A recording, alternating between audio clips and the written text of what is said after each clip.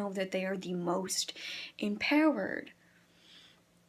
When someone can, bring out the creativity and the beauty and the love in many different, whether they're a trucker or they're a priest or they're a Satanist or whomever, they can get out of the way and get in their hearts enough to sit with them as equals and use maybe their empowerment to sort of subtly aid that person to feel safe enough to maybe come out with their own full expression in that moment. It doesn't need to be this battle of like who's the most empowered, who's the most spiritually awakened and enlightened and attained. I don't care. Why would I ever want to play that game? And it's these people, and if you have your fairy names or your goddess names or whatever, that is beautiful. I resonate with the name Fata Morgana for my particular witch name. I also resonate with Sophia. But when you get to the core, at least what I have found, of who you are, it's the simplest answer, I feel like. So no, I'm not like so-and-so star goddess from the friggin' other end of the Pleiades or whatever, like, and here I am. It's like, I'm Aiden McCabe.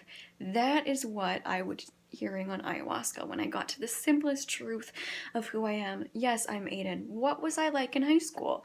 I was a bully at times. I was making rumors about people. I was crying in the bathroom because I felt ugly. I was stealing things. I was getting so drunk that I would pass out and vomit on the side of the road.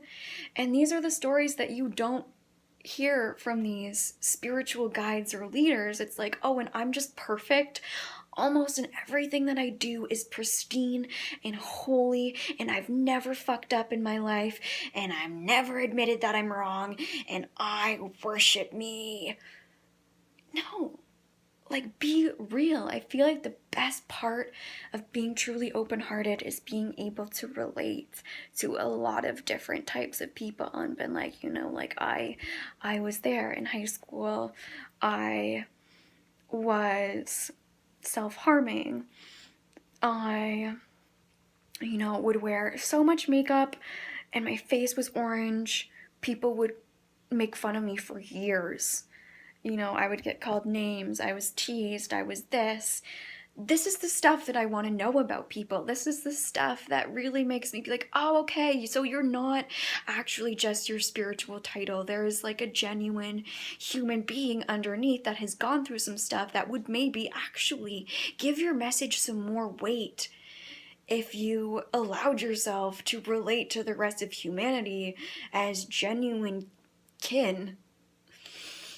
And if you do have that spiritual privilege and you do have that spiritual power, in my highest expression of what that would mean for me is actually being able to go out and like comment on how fucked up this world is, instead of like, we're just gonna fuck off to our little like tribe in our hut and we're gonna fucking do our drum circle, which is fine, all fine things. Do your drum circle, you have your spiritual friggin' satsang, do it, that's great.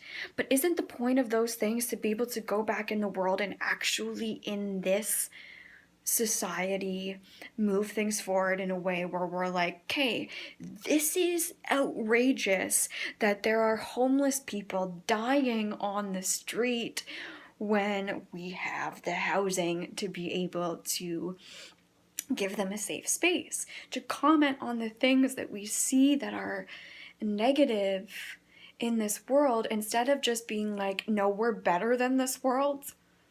We are more than this world, and we're just gonna go off and do our little collective thing, and fuck you muggles, shit yourselves. Like, I am so over that.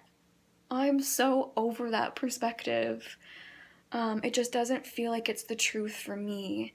What I would want to put forward and what I'm hoping to do is to write a book and present my whole philosophy in the book. And it is very deeply spiritual and meaningful to me, but hopefully spiritual in a way where like that ex-heroin junkie can read it and be like, oh yeah, you know what, God or whatever loves me too.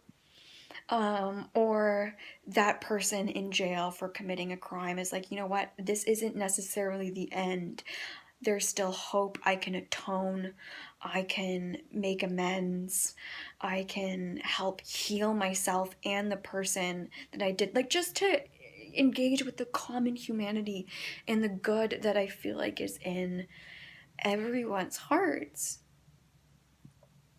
at their core, I hope, at least.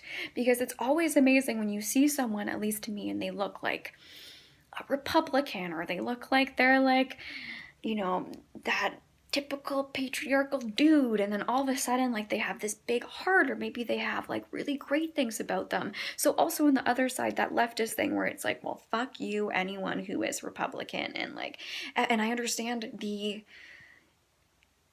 impetus to want to say that, but people are people beyond how they identify with any sort of political movement. And there's still room for growth, and people can still change, and people can be called out and held accountable, and maybe like, you know, surprise you. You know, if you don't like them because of whatever, and then write them off. Sometimes it's amazing to be surprised by, you know, the heart within someone. Maybe it's misguided because, you know, they grew up in a really racist family, or they grew up getting kicked the shit out of by, you know, their parents, which is an excuse to be shitty to people, but which can help us to maybe like understand why people are afraid of the other, or xenophobic. And it's not like I'm saying that stuff is okay. It's just there is a human being who has gone through, you know, a total backstory. And we do need to be standing up to xenophobic and ignorant political stances, especially in this day and age, especially the like abortion debate, especially men trying to dictate what women can do with their own bodies, which is ridiculous. But yeah, I think, you know, you're never so evolved that you can't learn from someone who you imagine is below you or beneath you. Because to me, sorry, no, I don't want to actually be accepted into your like hierarchy, galactic spiritual motherfucking hierarchy of ascended beings. Fuck no. Fucking fuck the fuck no would I ever want to be like engaged in some weird spiritual hierarchy, like masturbation of people's egos and spiritual personas. No. No. But if someone has real heart and empathy and cares about making things better for people and humanity in a real, tangible way, through their voices, through their theater, through their stories, through their art, then I am so on board.